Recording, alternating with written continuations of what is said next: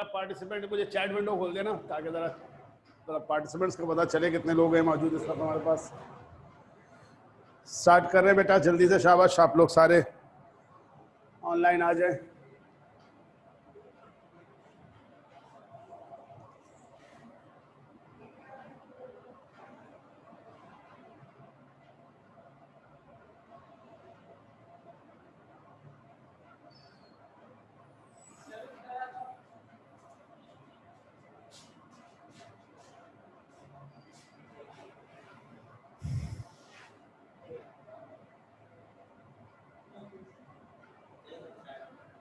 वालेकुम अस्सलाम। ठीक है बच्चों, तो कितने पार्टिसिपेंट्स हैं जरा टोटल?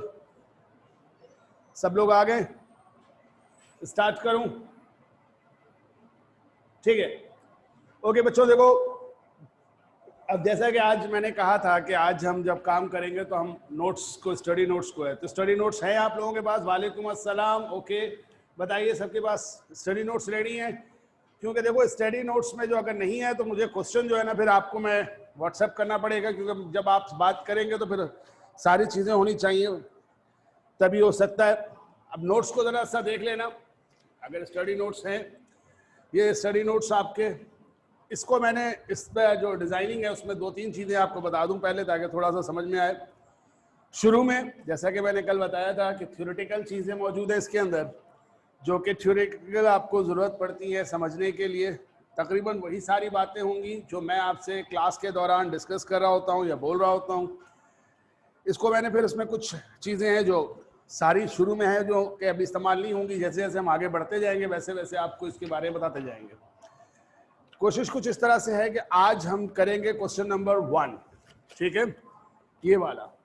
अब मैं इसको अभी लेक्चर में अपने स्टार्ट करता हूँ, क्वेश्चन नंबर 1, और मैं अगर हुआ तो अभी आपको इसमें शेयर भी कर देता हूँ।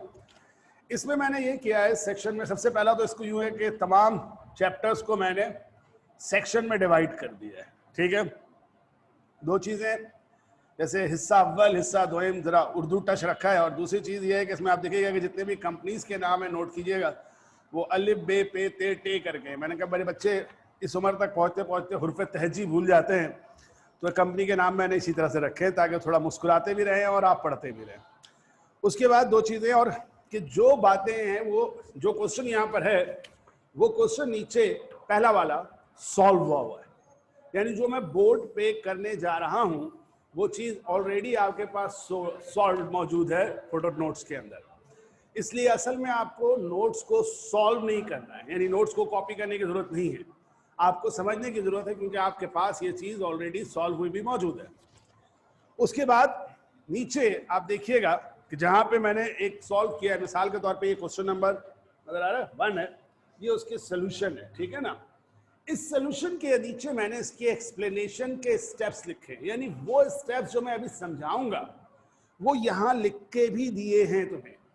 और उसके पीछे मुझे यही होता है कि ये वाला चैप्टर, चूंकि हम साल के आगाज में, यानी ये कहिए कि जब बीकॉम शुरू कर रहे होते हैं तब पढ़ते हैं, तो जब हम एंड तक पहुंचते हैं तो होता यह है कि ये चैप्टर बहुत सारे दूसरे चैप्टर्स के बोझ तले दब जाता है, और उस वक्त फिर हम जब पढ़ रहे होते हैं तो हमें समझ में नहीं आता कि यार ये काम सर ने करवाया था तो क्यों करवाया था, सॉल्व हुआ तो होता है।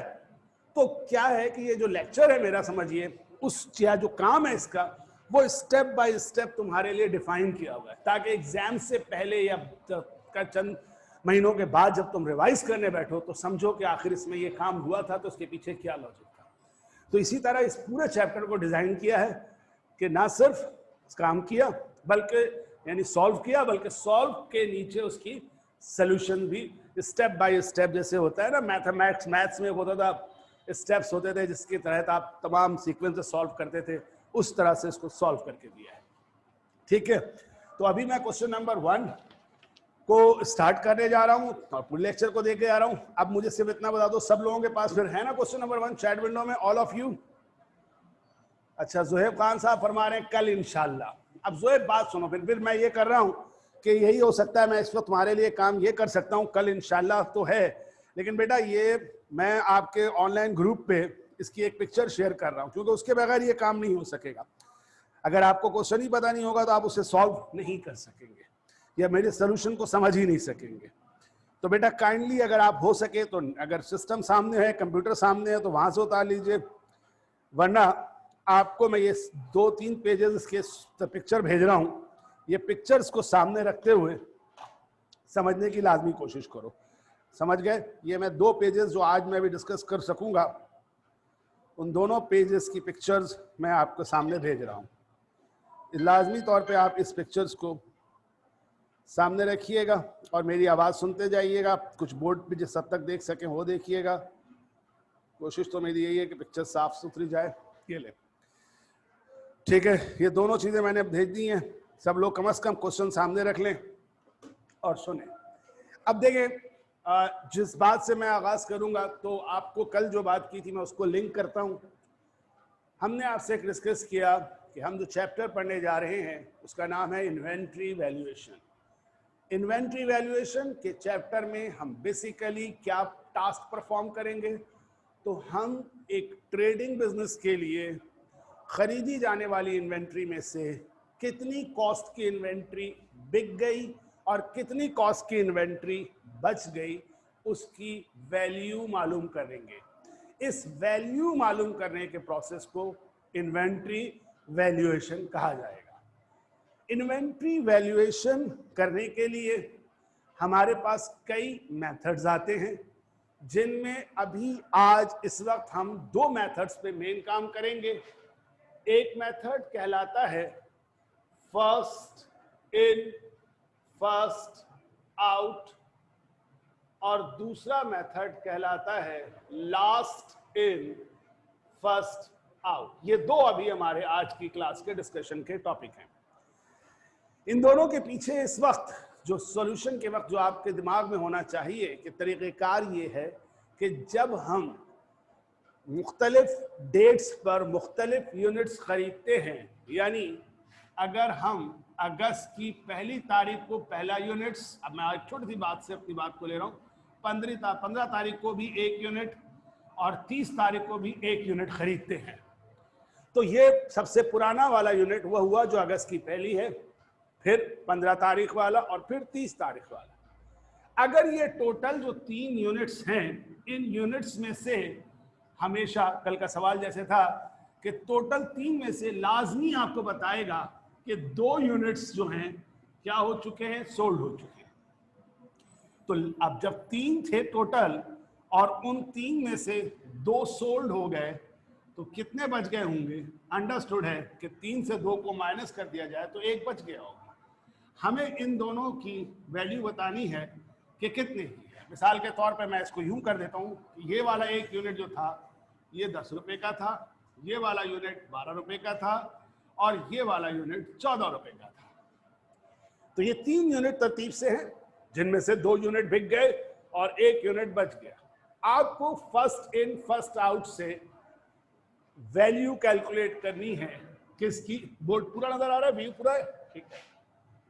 फर्स्ट इन फर्स्ट आउट से आपको अगर बताना है कि बताओ कौन से 2 यूनिट सोल्ड हुए और उनकी क्या वैल्यू है। हाँ बेटा, सब नजर आ रहे हैं ना आप लोगों को? पिक्चर सही आ रही है? तो आपको मालूम होना चाहिए। अब देखिए, सवाल को सिंपल करने के लिए मैं पहले बिल्कुल क्या कि 2 यूनिट्स जो सोल्ड हुए होंगे, मेथड अगर फर्स्ट इन फर्स्ट आउट हो रहा है तो पहले वाले यूनिट सोल्ड हुए होंगे। पहला वाला यूनिट कौन सा था? ये, यानी 1 यूनिट सोल्ड हुआ होगा कितने वाला? 10 वाला। दूसरा यूनिट सोल्ड हुआ होगा कितने का? 12 का। और टोटल मिला के कितने की यूनिट सोल्ड हो चुके होंगे? 22 रुपए के यूनिट सोल्ड। 2 यूनिट जो सोल्ड हुए होंगे उनकी कॉस्ट कितनी होगी? 22 रुपए। और जो 1 यूनिट बच गया होगा वो कौन सा होगा? आखिर वाला, जो कितने का है? 14 रुपीज का है। ये जो सोल्ड हो गया इसको कहा जाएगा कॉस्ट ऑफ गुड सोल्ड, और ये जो बच जाएगा ये होगा एंडिंग इन्वेंट्री। बोलो, आई बात समझ में? पहला पॉइंट क्लियर हुआ सबको? बताइए मुझे, शाबाश। एक चैट विंडो पे ये बात समझ में आ गई? मैंने बिल्कुल सादा और आसान कर दिया है ताकि आज बात को हमारे बिल्कुल इजी लेके चले। शाबाश। शायान बेटा, ये जवाब दीजिए आप लोग थोड़ा सा। क्लियर है? जैनब को क्लियर है? शाबाश। अगर जैनब तो ये क्लियर है बेटा, तो अब यही बात को सोचो कि अगर यही चीज फीफो के बजाय लीफो से कहा जाए, यानी लास्ट इन फर्स्ट आउट से कहा जाए, तो इस वक्त क्या थ्योरी इन्वॉल्व है कि जो यूनिट सोल्ड हुए हैं इन यूनिट्स में से, वो यूनिट्स कौन से हैं? वो यूनिट्स हैं लास्ट वाले पहले सोल्ड होंगे, यानी इसमें पहले वाले सोल्ड हुए थे, इस वाले मेथड में यानी फीफो मेथड में शुरू वाले सोल्ड होते हैं, जबकि लीफो में लास्ट से सोल्ड होते हैं। तो अब अगर मैं कहूं कि सोल्ड की क्या वैल्यू होगी, तो क्या कहेंगे आप कि अगर लीफो में सोल्ड हुए हैं तो एक यूनिट 14 वाला सोल्ड होगा और दूसरा यूनिट जो होगा वो 12 वाला होगा, और उस हिसाब से जो टोटल कॉस्ट बनेगी 26 रुपीज का कॉस्ट ऑफ गुड सोल्ड होगा। यानी जो 2 यूनिट सोल्ड हुए हैं वो 2 यूनिट्स कितने के होंगे? 26 के। और एक यूनिट जो अनसोल्ड है, जो बच गया, वो कौन सा होगा? शुरू वाला, यानी 10 रुपए वाला, और ये होगा एंडिंग इन्वेंटरी। बोलो, इज इट क्लियर? तो जुमला जो बात है वो ये होगी कि जब भी कभी फर्स्ट इन फर्स्ट आउट हो, तो ये जुमला याद रखिएगा जो मैं बोल रहा हूं। सबको क्लियर हो गया ना भाई? कोई भी ऐसा जिसको नई प्रॉब्लम है? जितने सारे लोग हैं, अनस हैं, अनम है, ये अनम खान है, आप लोग हैं, और भी बहुत सारे नजर आ रहे हैं मुझे। रुबाब, वेयर आर यू बेटा? आपका नहीं सुना मैंने कोई। समवन इज S8, वाओ, ये क्या है भाई? सैमसंग मोबाइल तो नहीं है S8? ओके, ठीक है। तो अब तो यहां पर ये जुमला याद रखिएगा कि FIFO method, FIFO short form में कह रहे हैं फर्स्ट इन फर्स्ट आउट को, फीफो मेथड में हमेशा शुरू वाले यूनिट्स बिक जाते हैं और लास्ट के यूनिट बच जाते हैं। ओके, फिर दोहरा रहा हूं, फीफो में शुरू के बिक जाते हैं। जब मैं बिक जाते कह रहा हूं तो उसका मतलब है cost of good sold, cost of good sold. और जब मैं कह रहा हूं शुरू के बिक जाते हैं और आखिर के बच जाते हैं, बच जाते हैं जब कह रहा हूं तो उसका मतलब है एंडिंग इन्वेंटरी। ठीक, लीफो में उल्टा है, लीफो में लास्ट के बिक जाते हैं, तो लास्ट के बिक जाते हैं, ये दोनों बिक जाते हैं कॉस्ट ऑफ गुड सोल्ड, और लीफो में जो बचता है वो हमेशा शुरू का होता है, यानी बचता है एंडिंग इन्वेंटरी। ठीक हो गया? तो यहां तक क्लियर होने के बाद अब हम प्रॉपर एक क्वेश्चन को अटेम्प्ट करते हैं। अब देखो, जैसा कि मैंने कल बताया, उसके बाद जब इन्वेंटरी वैल्यूएशन बताया, मेथड बताया, साथ में बताया कि हम यहां पे 2 सिस्टम पढ़ेंगे। कौन से 2 सिस्टम? एक पीरियोडिक सिस्टम और एक परपीचुअल सिस्टम। देखिए, एक चीज जरा सोचिए, अभी पीरियोडिक और परपीचुअल को थोड़ा सा और डेप्थली थोड़ा सा सीखते हैं। आपको ये प्रोसेस करना है इन्वेंटरी वैल्यूएशन का, आपको क्या मतलब कैसे करेंगे आप, किस तरह कर पाएंगे आप? तो जब भी इन्वेंटरी वैल्यूएशन का प्रोसेस करना है तो आपको डेटा चाहिए। डेटा का मतलब रिकॉर्ड चाहिए। रिकॉर्ड का मतलब बिजनेस ने उस अरसे में कितना खरीदा, कितना बेचा, इस बारे में आपको रिकॉर्ड चाहिए। बोलिए, एग्री करते हैं? तो इसका मतलब यह है कि इन्वेंटरी वैल्यूएशन के लिए जरूरी है कि पहले रिकॉर्ड हो तो ही काम हो सकता है, और रिकॉर्ड होना जब ही पॉसिबल है जब साल के दौरान या महीने के दौरान उस तमाम रिकॉर्ड को किसी किताब में लिख के रखते रहे। यानी इन्वेंटरी वैल्यूएशन जब होगा जब रिकॉर्ड किया जाएगा। तो रिकॉर्ड करने के लिए फिर 2 सिस्टम आए। आप देखिएगा जो मैंने आपको नोट्स दिए हैं उसमें शब्द परपीचुअल और पीरियोडिक को सिखाया गया है, तो उसमें पेज नंबर 4 पे यही लिखा हुआ है, रिकॉर्डिंग सिस्टम्स ऑफ इन्वेंटरी। के इन्वेंटरी वैल्यूएशन ठीक है, समझ में आ गई, करनी है, मेथड भी आ गया, अच्छा ये मेथड से करते हैं, ठीक है, लेकिन कैसे करें? पहले रिकॉर्ड तो लाओ, और रिकॉर्ड लाओ तो रिकॉर्ड करो पहले। अब जब रिकॉर्ड करने गए तो फिर मुसीबत सामने आई, एक चैलेंज सामने आया। क्या? कि कुछ तो ऐसे बिजनेस थे जो छोटे थे, जहां पे बहुत ही छोटा सा रिकॉर्ड अवेलेबल होता है, लेकिन कुछ ऐसे यानी टर्नओवर कम होता है, और जब टर्नओवर बोले तो उनकी खरीदो फरोख्त कम होती है। कुछ ऐसे बिजनेस थे जिनकी टर्नओवर ज्यादा था, जिनकी खरीदो फरोख्त ज्यादा थी। तो फिर हमने कहा ऐसा करते हैं कि रिकॉर्ड करने के 2 अलग अलग सिस्टम बना देते हैं। बुनियादी आइडिया, बेसिक आइडिया यही रहेगा, लेकिन ऐसा करते हैं, रिकॉर्डिंग दो तरह से कर लेते हैं, एक पीरियोडिक और एक परपेचुअल। पीरियोडिक इस बात में निकाला कि इसमें चूंकि कम टर्नओवर है, इसको एक पीरियड के बाद करेंगे, और परपेचुअल यहां ज्यादा टर्नओवर है, इसको लगातार करेंगे। इसीलिए परपेचुअल का वर्ड बताया था कि परपीचुइटी से निकला, इसका मतलब है लगातार, मुसलसल। तो इन्वेंट्री वैल्यूएशन के प्रोसेस में इन्वेंट्री की खरीद और फरोख्त को रिकॉर्ड करने के जो दो सिस्टम है वो पीरियोडिक और परपेचुअल, और है यही, मगर थोड़ा सा काम करने का अंदाज जुदा होगा। कैसे जुदा होगा और क्यों होगा, इसीलिए हमेशा सवाल अब जो आएगा इम्तिहान में वो ये होगा कि आप हमेशा क्वेश्चन जब पढ़ेंगे तो उसमें तुम्हें पहले मेंशन करेगा कि कंपनी फॉलो क्या करती है, पीरियोडिक सिस्टम या परपेचुअल सिस्टम, ठीक है। और फिर डेटा के देने के अंदाज से भी पता चल जाएगा कि वो पीरियोडिक है या परपेचुअल, यानी डेटा किस तरह तुम्हें प्रोवाइड किया जा रहा है। ये अभी देखोगे दोनों सवाल को तो फिर अंदाजा होगा, और मैं बता भी दूंगा इसके बाद हाईलाइट करके।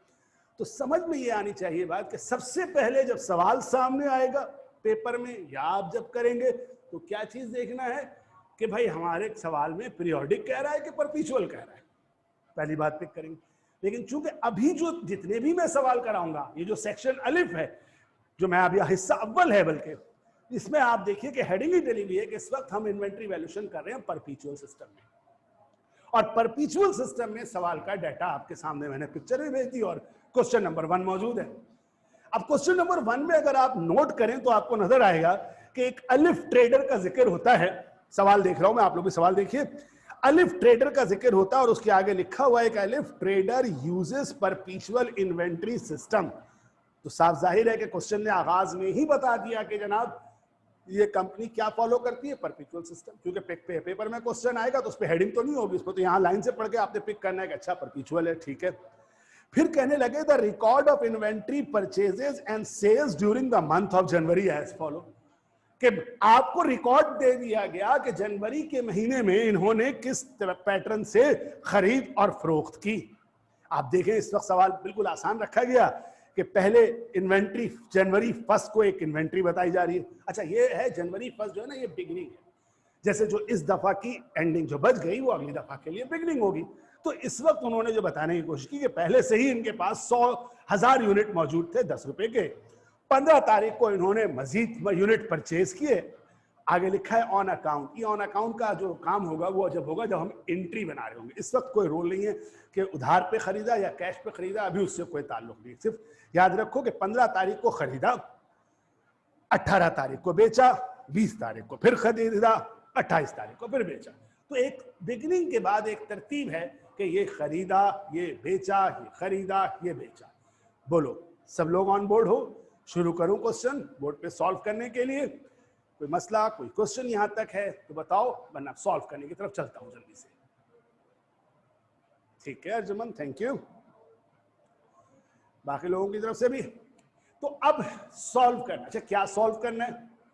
तो जहन में ये रहे कि हमें सॉल्व क्या करना है। हमारे सवाल में, हमारा हमेशा सवाल जो होता है वो होता है सवाल में, अकाउंटिंग में रिक्वायरमेंट। पढ़िए जरा रिक्वायरमेंट क्या चीज मांगी गई है। कहने लगा रिक्वायर्ड में determine the cost of ending inventory and cost of goods sold. यही दोनों चीजें मांगी, यानी एंडिंग इन्वेंट्री बताओ और क्या बताओ, कॉस्ट ऑफ गुड्स सोल्ड बताओ।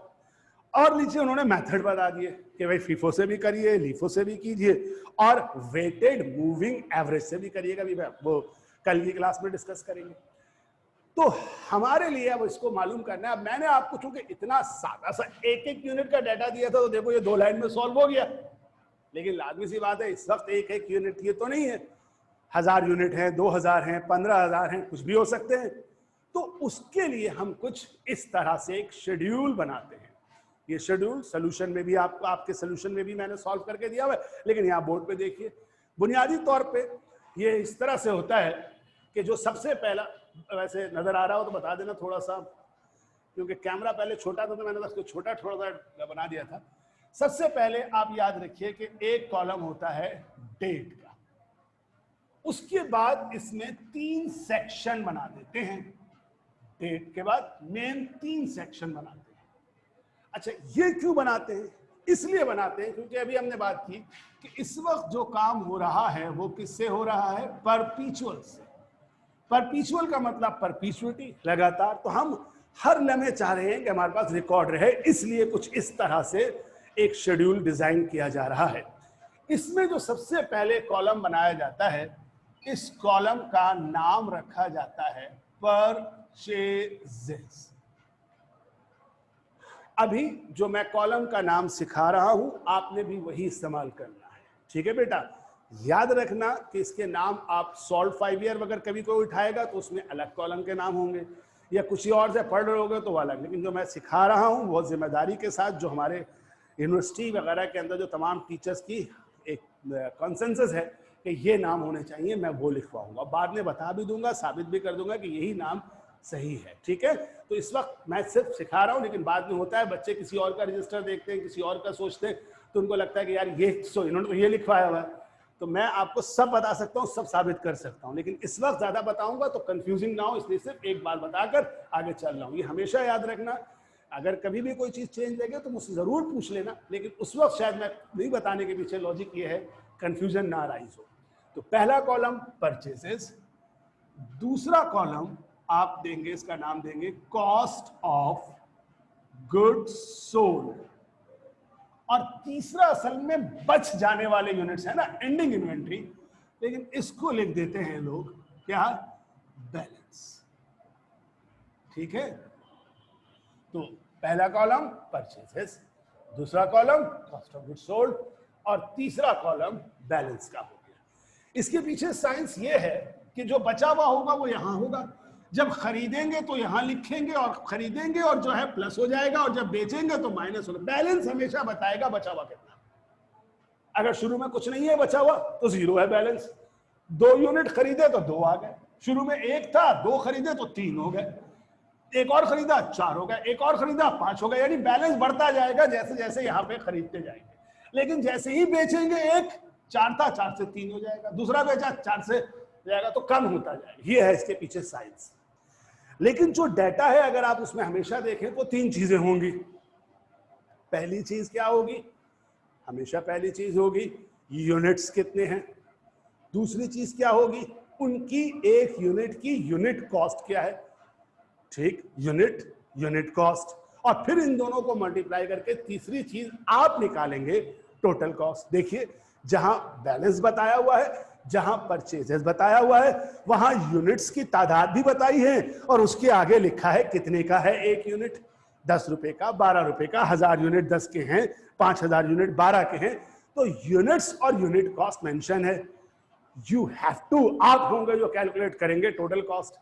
इसलिए हमेशा जो ये मेन 3 कॉलम थे, बोर्ड क्लियर नहीं है। अब मेरा एक काम करते हैं, फिर अभी मैं थोड़ा सा आपको ना ये क्लोज ले आता हूं यार, ये कर सकता हूं मैं।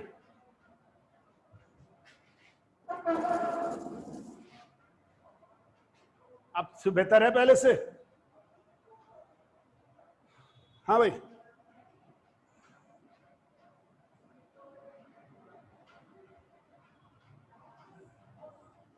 जल्दी बताओ यार, आगे चलूं?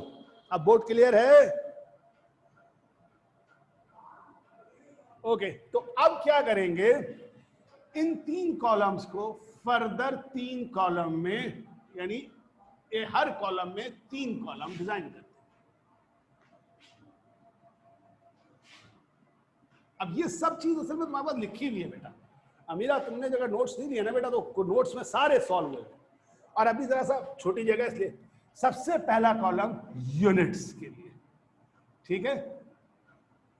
दूसरा कॉलम यूनिट कॉस्ट, और तीसरा कॉलम टोटल कॉस्ट। अब लिखना पूरा, मैं अभी शॉर्ट में अब लिख रहा हूं, unit cost, total cost, unit cost, total cost. तो बोर्ड पे जब भी मैं करूंगा यही 3 लफ्ज लिख दूंगा, और आपके पास सोल्यूशन मौजूद है, आप उसमें से सही से देख लीजिएगा, ठीक है। तो हमेशा अभी जो इस वक्त सिस्टम स्टार्ट कर रहे हैं, परपीचुअल सिस्टम, उसमें जब इन्वेंट्री वैल्यूएशन होगी तो इस तरह से शेड्यूल बनेगा। शेड्यूल में पहला कॉलम डेट का होगा, और उसके बाद 3 कॉलम होंगे, और उन 3 कॉलम को फर्दर 3 कॉलम में डिवाइड किया जाएगा। बोलिए, ये क्लियर हो गया आप लोगों को? इसको डिजाइन करना आ गया सबको? ओके, जल्दी से जवाब दो ताकि मैं आगे चलूं। इस तरफ व्यू में मैंने आपके चैट लगा हुआ है तो इसलिए चैट पे देख के जवाब आगे चल रहा हूं। ओके, अब फिर सवाल के अंदर जिस तरह से, वैसे अगर आप देखिएगा तो मैंने क्वेश्चन का सोल्यूशन जो दिया है ना, उस पर अब ऊपर मैं इतना नहीं लिख रहा, हेडिंग धरा हुआ है। पहली लाइन में कंपनी का नाम दिया हुआ है सोल्यूशन में, अगर आप देख सकते हैं। सेकंड लाइन में आपके बताया हुआ है कि आप क्या कैलकुलेट कर रहे हैं, और थर्ड लाइन में लिख के दिया हुआ है वहां पे कि किस पीरियड के लिए हो रहा है। तो ये 3 लाइनों की हेडिंग है। अभी मैं उसको छोड़ रहा हूं, आप वहां से देख लीजिएगा सोल्यूशन के अंदर वो 3 हेडिंग मौजूद है, वो 3 हेडिंग कर लीजिएगा, कर लेंगे, ठीक है। अब आइए इसको सॉल्व करना शुरू करते हैं, ठीक है। अब जरा तवज्जो दीजिएगा और से सुनिएगा, जहां पे नहीं आए कोशिश कीजिएगा कि वहीं पे रोक के सवाल पूछिए कि क्या बोलता है, ठीक है। स्टार्टिंग पॉइंट, सबसे पहले अब जब भी शुरू होगा तो 99.99% टाइम यही होगा, बिगिनिंग यूनिट्स होंगे, ठीक है। 99.99 वही जैसे हाथ धोते हैं तो 0.01% का जरासीम रह जाता है तो चांसेस देंगे कभी बैलेंस ना हो तो कोई मसला नहीं है, फिर आप परचेज से शुरू करेंगे। मगर अगर बैलेंस हो तो हमेशा क्या करेंगे? कितने थे इसमें बैलेंस? जनवरी 1 को इनके पास 1000 यूनिट्स थे और 1000 यूनिट्स जो थे 10 रुपए के हिसाब से थे। आप यहां पर इस तरह से लिखिएगा डेट के कॉलम में Jan 1 और बिगिनिंग यूनिट्स को यहां कहीं नहीं लिखिएगा, डायरेक्ट ले जाके इधर लिख दीजिए 1000 यूनिट्स 10 रुपए के हिसाब से, टोटल वैल्यू बन गई 10,000। कैलकुलेटर अपने सामने रखिएगा, मैं आपसे पूछूंगा ताकि कैलकुलेट भी आप करते चले। तो सबसे पहले जनवरी 1 को 1000 यूनिट 10 रुपए के हिसाब से 10,000 कॉस्ट के साथ मौजूद थे। Any problem? पहली बात समझ में आ गई कि जब भी बिगिनिंग यूनिट आएगा उसको कहां प्लेस कर देंगे? बैलेंस में प्लेस कर देंगे। नेक्स्ट पॉइंट, अब आपने क्या किया? हाँ, बस एक चीज मैं यहां बस लिख दूं कि इस वक्त हम जो सॉल्व कर रहे हैं इसको कौन से मेथड से सॉल्व कर रहे हैं? फर्स्ट इन फर्स्ट आउट से सॉल्व कर रहे हैं। तो पहले हुआ क्या कि परचेज किया गया 5000 यूनिट्स 12 रुपए के हिसाब से 15 तारीख। यहां पर आप लिखेंगे अब कौन सी तारीख? 15 तारीख। चूंकि परचेज किए गए हैं तो यहां लिखेंगे 5000 यूनिट। अब मैं रुपीस का साइन जो है ना ये लगा दे तो बेहतर है, नहीं लगाए तो अभी मैं नहीं लगा रहा हूं ताकि जरा जगह वर्जर है, कोई आपको बोना होना रुपीस का साइन लगाते हैं 12 रुपए के हिसाब से, और टोटल 60,000 यहां आ गया।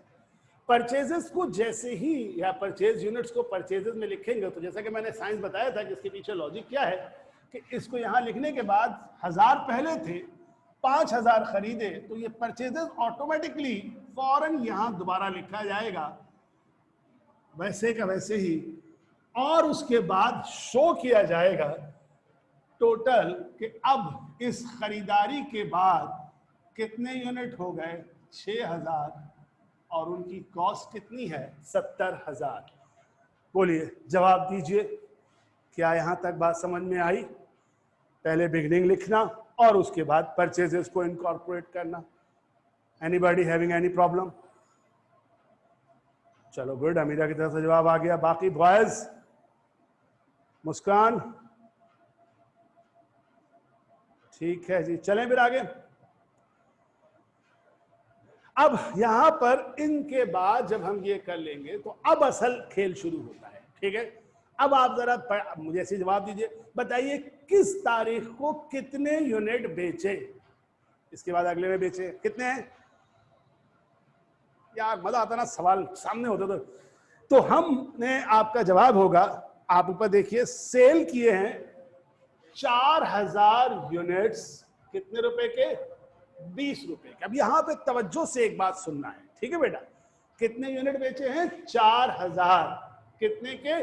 20 रुपए के। किस तारीख को ये हुई कहानी? 18 तारीख। अच्छा, मैंने जैसा पहले ही कह दिया कि उन्होंने लिखा हुआ है कि ऑन अकाउंट, तो ऑन अकाउंट हो या कैश हो, इस वाली जगह पर उसका कोई इंपैक्ट नहीं आना। वो सिर्फ इंपैक्ट आएगा जब अभी अगले फेज में उस चीज को जर्नल एंट्रीज की सूरत में रिकॉर्ड करने जाएंगे। उससे पहले उसका कोई यहां पे काम नहीं है। तो 4000 यूनिट 20 रुपए के बेचे। अब यहां जरा सी अकल से काम लेना। दरअसल ये जो 20 रुपए है ना, ये है इन यूनिट्स को बेचने की प्राइस। कौन से? 4000। ये जो 6000 थे ना, इसमें से 4000 बेचे। अब ये जो 6000 थे, ये हमारी कीमत क्या थी, हमारी कॉस्ट प्राइस क्या थी, याद रखना। अब अगर मैं कहूं कॉस्ट प्राइस, तो इसका मतलब है उसकी कीमत, वो कीमत जिस पर हमने खरीदा। और जब कह रहा हूं सेलिंग प्राइस, तो सेलिंग प्राइस का मतलब है वो कीमत जिस पर हमने बेचा या बेचेंगे। तो हमारे पास कीमत है खरीद 10 रुपए और 12 रुपए, 6000 में, लेकिन बेचा है 20 में। दरअसल इस वक्त हमें कितने का बेचा इससे कोई ताल्लुक नहीं है, इसका भी हमें यहां पर कोई इस्तेमाल नहीं है। हमें तो मालूम करना है कि जो किस कीमत पे खरीदा था उसमें से कितनी कॉस्ट का गुड्स बिक गया। अब कैमरा से कट गई वो जगह, मैं वहां चला गया। यानी कॉस्ट बिकने की और कॉस्ट बचने की मालूम करनी है। कितने पर सेल हुआ प्रॉफिट के साथ, उसकी जरूरत नहीं है।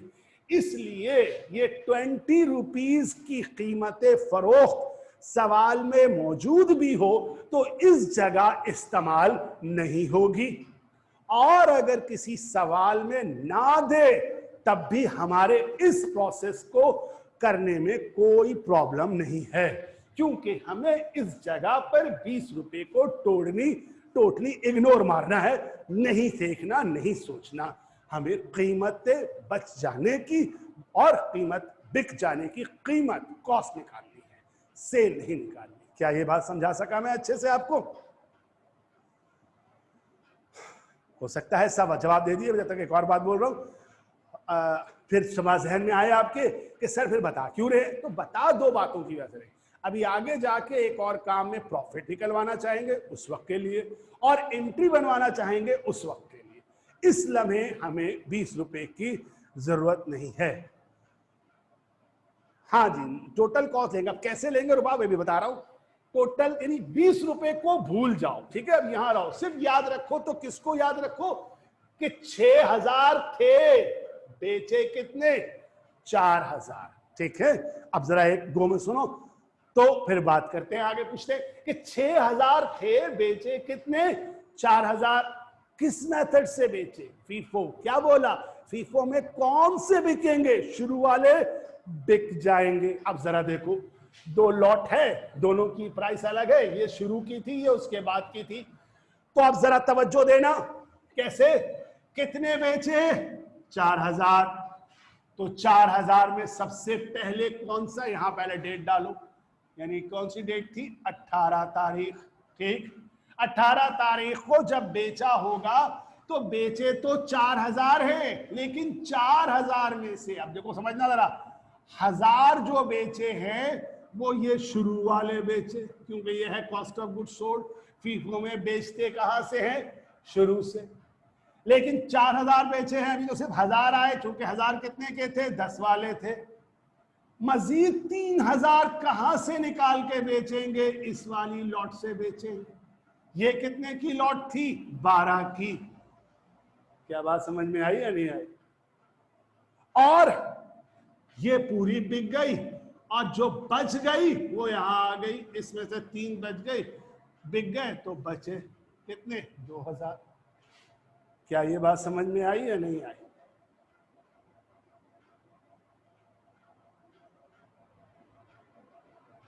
मनाल ने को आ गई समझ में? Good, all of you. कोई और मुझे ज्यादा इस पे काम करने की जरूरत नहीं, समझ में आ गई ना बात? अच्छा, अगर फर्ज करते हैं, एक मिसाल है, हो सकता है कुछ बात, अगर फर्ज कर लेते हैं थोड़ी देर के लिए कि 4000 नहीं बेचते, ठीक है, हम सिर्फ 1000 बेचते, तो अब क्या होता? 1000 बेचते तो क्या होता?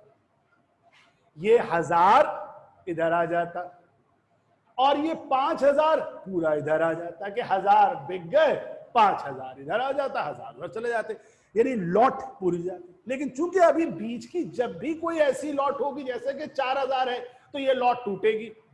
यानी इसमें से पहले 1000 निकल के चला गया, लेकिन उसके बाद 4000 पूरे नहीं हुए, तो उस वक्त तक इसमें से लेते रहेंगे नीचे वाले में जब तक पूरे ना हो जाए। और अगर फर्ज करो ये 4000 नहीं होते, ये 3000 होते, फिर क्या होता? 1000 ऊपर से आता, 2000 नीचे से आता, 3000 हो जाते, और यहां बचते कितने? 3000। बोलो, बिल्कुल क्लियर हो गया सबको? शाबाश, जल्दी से जवाब दो, मैं आगे चलूं। क्या हुआ? अभी टाइम है, हमको नहीं दिखाओ मुझे, लेट क्लास शुरू करते हो, अभी मैं पढ़ाऊंगा। हाँ ना ना ना, कभी नहीं। अच्छा, 4000 था, मैं सही कर रहा हूँ यार, यही तो मसला है, जब पढ़ाना शुरू करो तो तुम लोग आ जाते तंग करने को। 3000 और 2000, ठीक है। अब ये 1000 10 से मल्टीप्लाई हुआ, 10,000, 36,000 और 24,000, ठीक है बेटा। इस तरह से हमने इसको लिख दिया कि ये यूनिट्स थे, ठीक है। अब एक सिंगल लाइन बेशक चाहो तो लगा दो। पहला पॉइंट क्लियर हुआ। अब इसके बाद क्या हुआ? इसके बाद ये हुआ कि हमने मजीद क्या किए? 6000 यूनिट्स खरीदे। अब 6000 यूनिट मजीद खरीदे, किस तारीख को? 20 तारीख को। तो अब हम यहां पे लिखेंगे कि 20 तारीख को हमने खरीदे 6000 यूनिट्स। कितने के हिसाब से खरीदे? तो हमने 6000 यूनिट खरीदे 13 के हिसाब से। 13 लिखा हमने यहाँ पे। 6000 को 13 से मल्टीप्लाई किया तो हमारे पास आया 78,000। मैं जल्दी से ले लूं ताकि तेजी से सॉल्व कर सकूं, खामखा में खड़े हो गए आगे। अब जरा सोचो, 2000 पहले से थे, 6000 और खरीदे।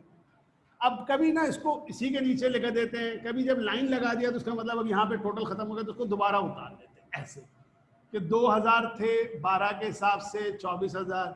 कभी कभी ये भी होता है, आप देखना बुक में कि तुम्हें टोटल भी दिखा रहे होंगे ऐसे। इसकी वजह ये होती है बाज़ औक़ात कई होते हैं तो टोटल कर देते हैं, ठीक है ना। इस वक्त अगर नहीं भी करें तो चलेगा, मगर अब ये 2000 और 6 लाइन जब लग गई ना तो ऊपर वाला उस टोटल में शामिल नहीं होगा, इसलिए मैंने उतारा है दोबारा। तो 6000 13, तो ये 6000 दोबारा आया यहाँ पे 13 के हिसाब से 78,000। अब जरा सोचो कितने हो गए? तो हमारे पास 8000 यूनिट्स हो गए और उनकी टोटल कॉस्ट बनी 1,02,000। तो हमारे पास दोबारा से 2 लॉट हो गए। अब इससे ऊपर मत देखना, बस अब ये वाले को देखना। अब बताओ उसके बाद क्या हुआ? 28 तारीख को हमने 5000 यूनिट सोल्ड किए। अब जरा खुद सोचो कैसे हम अब बनाएंगे 28 तारीख को। टोटल कितने हैं? पहले तो ये देखिए, पहले तो ये याद रखिएगा कि 5000 के आगे फिर 20 रुपए लिखा हुआ है। उस 20 रुपए को इग्नोर करना है, उस 20 रुपए को नहीं लेना, ठीक है। मैं बहुत पिटाई करूंगा, याद रखना कि अगर वो 20 रुपए जो है उस सेलिंग प्राइस को किसी ने इस जगह सेलिंग प्राइस को किसी ने इनकॉर्पोरेट किया है ना, तो यकीन करो इसी कैमरे से मुक्का आएगा और मुंह पड़ेगा। क्योंकि मैं बार बार बोल रहा हूं कि इसमें सेलिंग प्राइस का नहीं है कोई काम। बहुत गुस्सा आता है जब इतने सारे समझाने के बाद भी गलत करें। हमेशा इसी कॉस्ट को इस्तेमाल करना होगा इधर लेने के लिए। क्लियर? तो अब हमने बेचे कितने? 28 तारीख को 5000। अब सोचो बेचे हैं 5000, मेथड है फीफो, तो कहां से बिकेगा? ऊपर से। कितने बेचेंगे? सबसे पहली ऊपर वाली 5000 लेने के लिए सबसे ऊपर वाली लॉट से कितने यहां पे ले आएंगे? 2000। कितने रह गए? इस लॉट से बाकी 5000 पूरे करने के लिए इस लॉट से कितना उठाएंगे? 3000। 2000 कितने का था? 12। 13 6000 वाली जो लॉट थी वो कितने की थी? 13। बचे कितने? 2000 पूरा बिक गया, 6 में से 3 चला गया, वह कितना गया? 3000। कितने की लॉट है? 13। मल्टीप्लाई करेंगे 24,000, 39,000। अच्छा, मैं एक चीज रह गई थी, यहां पर भी और यहां पर भी टोटल लाजमी करना है, ठीक है ना बेटा। यानी ये कितना है? 4000 और ये है 46,000 और ये हो गया 5000 और ये हो गया 63। ये इसकी जरूरत पड़ेगी आगे से, ये टोटल दिखा दोगे, ठीक है। तो अब ये 3,39,000। अब इसी को टोटल आखिर में मारो। कैसे? ये है 5 और 6 कितना? 11,000। थोड़ा सा सीधी कर लूं लाइन अपनी। यूनिट कॉस्ट को छोड़ो, यहां लिखो 138। अच्छा, इसमें अब ये दो सब टोटल जब शो हो रहे हैं ना, तो सबको दोबारा नहीं करना, सिर्फ इस सबको करना। 4 और 5 कितना? 9। किन दोनों को टोटल करने कह रहा हूं? इसको और इसको, क्योंकि ये तो पहले ही टोटल में आ चुके हैं। और ये हो जाएगा कितना? 1,09,000 और यहां 3,039। तो अब हम ये कह सकते हैं, ये कौन सी चीज है? 1,09,000 वो है जो है कॉस्ट ऑफ गुड्स सोल्ड, और 39,000 वो है जिसको हम कह सकते हैं एंडिंग इन्वेंट्री। यही पूछा था ना कि फीफो से क्या होगी cost of goods sold? 1,09,000। FIFO से क्या होगी एंडिंग इन्वेंट्री? 39,000। बोलो, क्लियर हुई बात? ठीक है, इसको 2-3 दफा करने में थोड़ा बहुत ऊपर नीचे होने से मसला नहीं है, सिर्फ और सिर्फ अच्छा है कि आप इसको सॉल्व करना समझिए।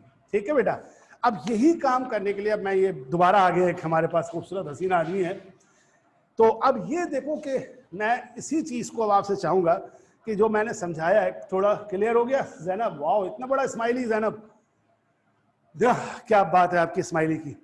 अब इसको सुकून से बैठ के ना बेटा, इसका अगर कर सकते हो खुद से चेक करो लीफो मेथड। आगे सॉल्व हुआ है, अगले पेज पर वो लीफो सॉल्व हुआ है। लीफो में सिर्फ करना क्या है? शुरू से नहीं बिकेगा, कहां से बिकेगा? आखिर से बिकेगा। बचेगा कहां? शुरू का बचेगा। तो बच्चों थोड़ी सी ना मजा आएगा अगर तुम खुद से सॉल्व करो, बेशक देख के सॉल्व करो, यानी कि इसको देख के सॉल्व करो, खुद सॉल्व करो, पहले खुद से समझो कि ये है। और मुझे फिर आज, क्योंकि बड़ा दिन हो गया, मजा नहीं आ रहा, आप लोगों की कोई बेल नहीं आती है, ये नहीं आता है, तो आप लोगों से आज काम ये लेते हैं कि जब ये आप करेंगे तो पीछे जाइएगा, क्वेश्चन नंबर 2 बिल्कुल ऐसे ही है, प्रैक्टिस सेल्फ टेस्ट क्वेश्चन के नाम से, पेज नंबर 11 पे है। जब आप क्वेश्चन नंबर 1 का फीफो मैंने करवा दिया, लीफो को आप खुद से समझते हैं, और समझने के बाद आप मुझे, ये मैं भेज रहा हूं, जिनके पास नहीं उनकी एक्सक्यूज खत्म करने के लिए, सेल्फ टेस्ट क्वेश्चन नंबर 2 का आज ही मुझे टाइम आप डिसाइड कर लें, मुझे देंगे, सॉल्व करके भेजेंगे। क्वेश्चन नंबर 2 बे ट्रेडर, फीफो से और लीफो से। 1 का फीफो मैंने करा दिया, सॉल्यूशन मौजूद है, लीफो खुद पढ़ने कह रहा हूं। 2 में दोनों फीफो और लीफो सॉल्व करके देना है। बोलो डन है? कोई प्रॉब्लम है? जल्दी से, शाबाश, क्योंकि शायद इसके बाद एक और क्लास भी होती है आप लोग की। चलो, हाँ जी डन है सर। थोड़ा लेट भेजूंगा बिकॉज घर में बर्थडे है। किसकी बर्थडे है? शायान बेग साहब, आपकी बर्थडे है, तो many many happy return of the day man. Oh sister की, चलो सिस्टर की है तो सिस्टर को भी मेरी तरफ से कह दो, सर कह रहे थे happy birthday to you and you have many many more. ठीक है, तो अच्छे से सिस्टर की बर्थडे मनाओ, लेकिन सिस्टर की बर्थडे का मतलब ये नहीं कि केक अकेले अकेले खा जाओ। केक खाने के बाद हमारे लिए सवाल सॉल्व करके केक की तरह भेजो, ताकि हम भी खुश हो जाए। ठीक है, बाकी लोगों को, एक तो बर्थडे इनका कोई नहीं है, तो बाकी लोग चूंकि इनवाइटेड नहीं है वहां पे, तो आप लोगों ने जाना नहीं है। बाकी लोग, आप लोग अपना टाइम डिसाइड कर ले, कितने बजे? 10 बजे, 11 बजे, कितने बजे भेज रहे हैं आप? ठीक है, तो मिलते हैं कल इंशाल्लाह, जिंदगी रही और बारिश ना हुई, वरना कोचिंग बंद हो जाएगा। अल्लाह हाफिज।